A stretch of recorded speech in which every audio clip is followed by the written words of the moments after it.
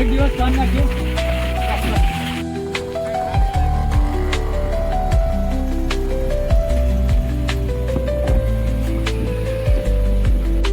નીચાણવાળા ખેતરોમાં પાણી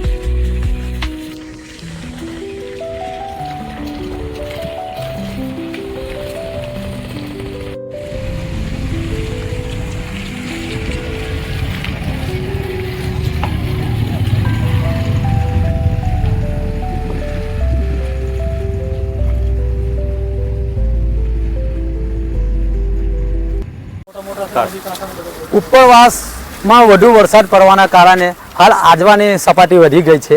હવે આ સપાટી વધવાના કારણે આજવા સવારના 62 દરવાજા ખોલી કરવામાં છે અને આ 62 દરવાજા ખોલવાના કારણે પાણી વિશ્વામિત્રી ઢાઢર નદીની અંદર આવે છે। આ પાણીનો નિકાલ અહીંયા જંબુસર તાલુકાની અંદર જે દરિયો આવેલો છે ખાનપુર કને આ ઢાઢર નદી એને જોડાય છે, આ પાણી ત્યાં નિકાલ થાય છે। હવે હાલ અમારે એક જ તંત્રને કહેવું છે કે તમે આ જે પાણી ખરું સ્ટેપ બાય થોડું કરીને છોડો। એકીને ફેર તો તમે છોડી દો છે તો અહીંયા અમારે આજુબાજુના ગામ જે ઢાઢર નદી કિનારે છે એમને ઘણું એવું બધું નુકસાન વેઠવામાં આવે છે। પ્લસ કે અત્યારે એવું છે કે આગળ પૂનમ આવે છે। હવે આ પૂનમનું ઝાડ આવે છે, આ ઝાડનું પાણી અને આ આજવા સરોવરનું પાણી છોડે એકબીજા સામે અથડાય છે અને પાણી બેક મારે છે। એટલે જેથી કરીને દર વખતે અમારે કેવું છે કે 5-6 દિવસે પાણી નીકળી રહે છે। એટલે જો તમે સ્ટેપ બાય સ્ટેપ આજવા સરોવરના જે અધિકારીઓ જો સ્ટેપ બાય સ્ટેપ પાણી છોડે તો અમે આ જે અમને જે દર વખતે ભારે નુકસાન થાય છે એ નુકસાનથી અમે બચી શકીએ છીએ।